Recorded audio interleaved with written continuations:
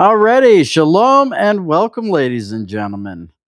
This has been a long time coming. We haven't had any Rock Talk Live segments in quite a while. Quite a few of you guys have been telling me why haven't you reviewed the two new Guns N' Roses songs that came out 2 months ago?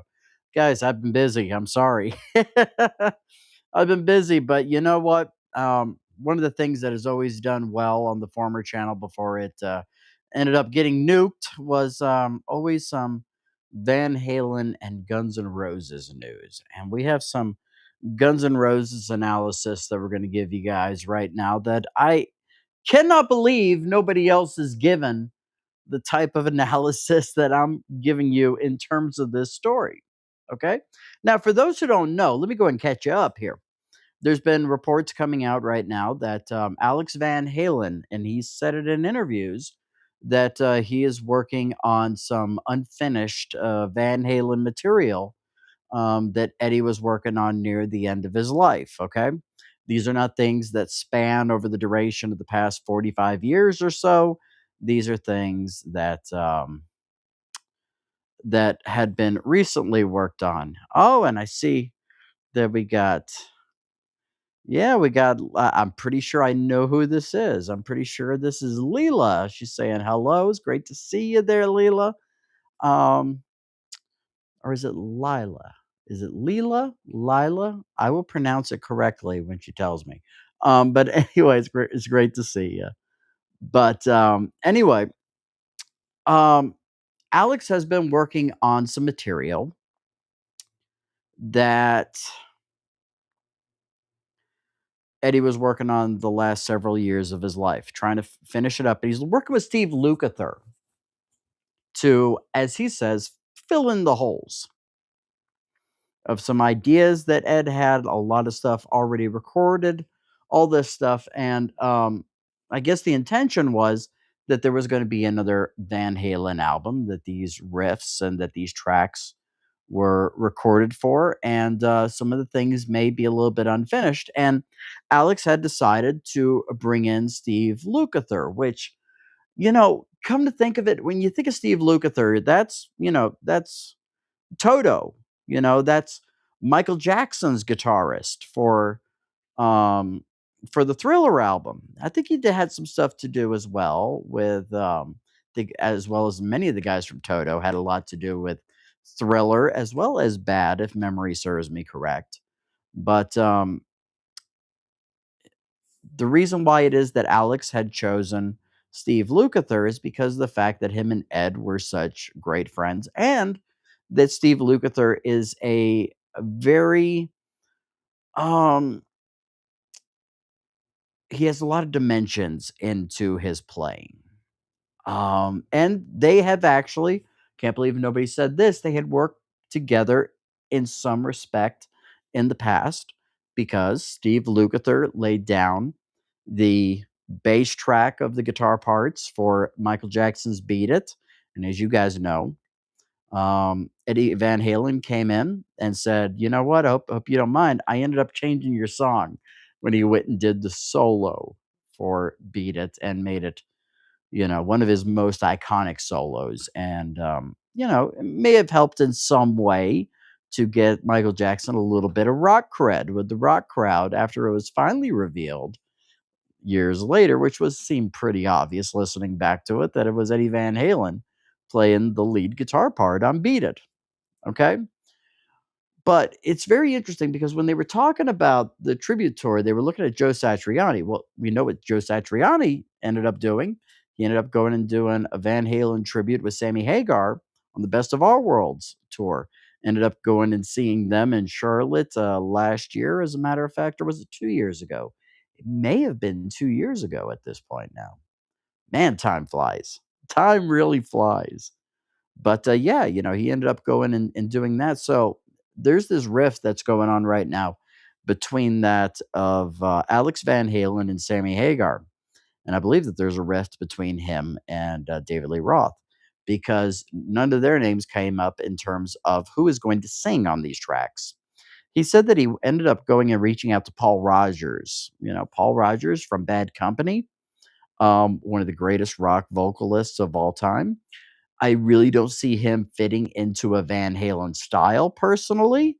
I think, he was commendable when he went and joined Queen for a little while with Queen with Paul Rodgers.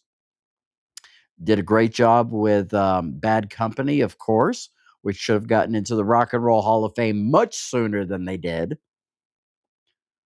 But, yeah, I don't see Paul Rodgers on a record with Eddie Van Halen, Alex Van Halen, and Wolfgang Van Halen. I don't see that happening. And they said, well, that he would really like the perfect person to be on there would be Robert Plant. And many people go and bring that up, and everybody's mind goes to Led Zeppelin. Led Zeppelin, of course. Zeppelin were huge, Van Halen were huge. It makes sense.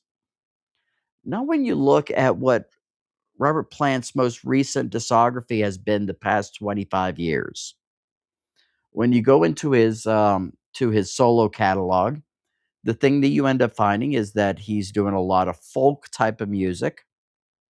You also find that he's working a lot with Alison Krauss, kind of doing this folk country kind of thing, singer-songwriter. I don't see Robert Plant at this stage in his life being in the rock and roll scene anymore. I really don't. I really think that he's moved on from that sound. He's definitely moved on from Zeppelin because Zeppelin's tried to, do some more reunion shows, and Robert Plant has been the holdout on it. Some people are really gunning and hoping that it is that Robert Plant is the guy that ends up going and recording these tracks. The other issue that many people don't really look at, and I have done my due diligence because I think all of us at some point or another have been Led Zeppelin fans, especially if you're watching this show. We've all been there, all gotten, gone and done deep dives into Zeppelin. There's a great YouTube channel that's I think it's called JCM Led Zeppelin Stories. And this is a guy that's basically gone and chronicled not only every album, but almost every single live show that Led Zeppelin has done. I mean, this guy is what you would call a super fan of Led Zeppelin. Um, and so with that, the thing that they've said is, all the way back into from what I remember, it probably goes back even further. Since 1973, Robert Plant has had issues with his vocals ever since 1973. So I don't see, especially at Robert Plant's age, him going and doing Van Halen style tracks. Um, let's see here. She says, "What about Eric? Eric Clapton. Eric Clapton. That is very interesting because when it comes to Eric Clapton, Eric Clapton was a guy that really influenced Eddie Van Halen. He talked about that a great deal as a guitar player.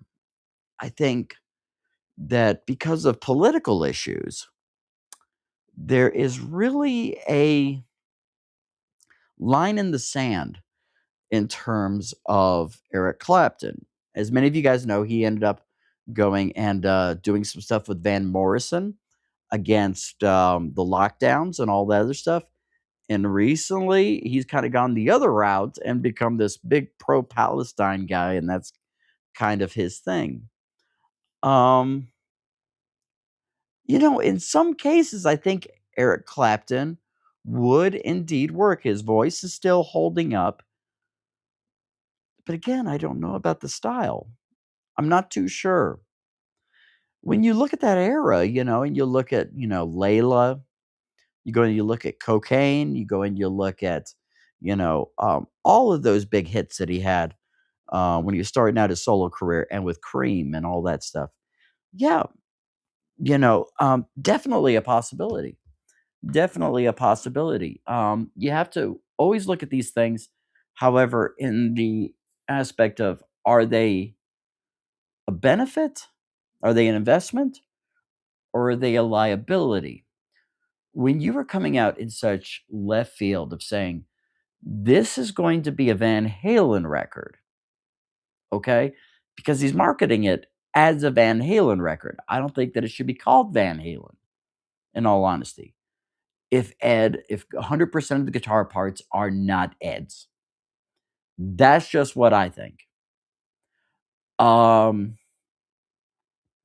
but then again, the question is, how many holes is it that Steve Lukather really has to fill in? I don't know. Alex and Wolfgang are the only ones that could really answer that question. Okay, but considering this is the stuff they're working on, I have an idea that I think would be the perfect idea. In all honesty, because chances are this will be the last thing that will ever be put out under the Van Halen moniker as an official release, as opposed to a re-release or maybe some lost tracks that are found at some point and gone and remastered and put out and all that stuff. From what I understand, when it comes to Van Halen, there's not many of those that really exist. That they really put everything on the record except for maybe a handful of songs. But there could be more than we know. Sammy Hagar has said that during his tenure, there might be 3 or 4. That might be it. So, something like that could come out on like a box set or something like that. I don't know. But this should be something, I think, that should be the bookend to the Van Halen career, the bookend to their discography. And with that, I would say what you would want to do is honor every single era. Alex doesn't even have to be in the studio because Alex, I don't think, gets along with any of these guys. He may get along with Gary Sharon. I don't know. But maybe have Dave come in, say, Dave, you're the first singer. You pick out the first 5 songs, the ones that it is you want to lay down vocals to. You tell Sammy Hagar, 5 vocals to 5 songs. Here's the ones that are left right over here. And then 2 from Gary Sharon. I think that Sharon's era really, I think he got the raw deal in many ways because Van Halen 3 was very much a disjointed effort. Solid on the tour. They ended up going and recording some demos. Eddie Trunk has heard some of the final things that were put out. And, well, he said that it was very much in the pocket, this could have put Van Halen back on top, those tracks that were finished. And I think that Gary deserves another shot. I really do. I think that he deserves a redemption arc. When I put this question out to some of you guys and asked about this, what is your thoughts were, the thing that I was hearing from quite a few people, many of you of which are huge David Lee Roth fans. I got to be totally honest with you. I'm more of a Sammy guy. You guys have been saying Dave can't do anything. Dave can't sing anymore. He can't hit a note to save his life. I think that's kind of always been the case with Dave, especially live. In the studio, however, man, I've been playing around with some stuff, man. I've been playing around with this new Neural DSP plugin for vocals and all that stuff that has auto tune and all this other stuff. Great. Go and plug Dave into that. Say, hey, man, no more of the Bozy Bop type of stuff. Don't do the Bozy Bop, you know, and let the software go and do its thing, you know. And I know many of you are sitting up there going, "Oh man, you're actually advocating for auto tune." Yeah, in some respects, to keep the legacy going, to put bookend is don't want that to come out and just be like, "Oh, that's what Dave sounds like now." Sam has still got it. Does Sam sound as good as he did when I heard him back in at my first concert in 1995? No, of course not. Of course not. But however, he's still putting out some great stuff. Still able to do it live. Of course, he's probably having to go a half step, a whole step down from where he was during the peak. I guarantee he can't sing Dreams anymore, but he still got it. And Gary Sharon, man, anybody that ever doubts Gary Sharon, I say, go and check out the video of Queen, or not Queen, but of Extreme doing a Queen melody during the Freddie Mercury concert. Just incredible. Extreme's new album, Six, that had just come out a couple of years back, ended up going to #1 on the rock charts. And everybody talked about how strong Gary's voice was on that, and the incredible things that Nuno was doing on the guitar during the solo for the song Rise. Why isn't the Van Halen catalog being bookend this way? I think when you go and you look at the history, and that's what it is that's where the real money is that Alex is making right now. It's on that history. The Roth era, the era, not so much the Gary Sharon era. But the thing is that this would be the best way to honor Ed, who had talked with Wolfgang about putting together the kitchen sink tour, having all three of those guys going and playing live.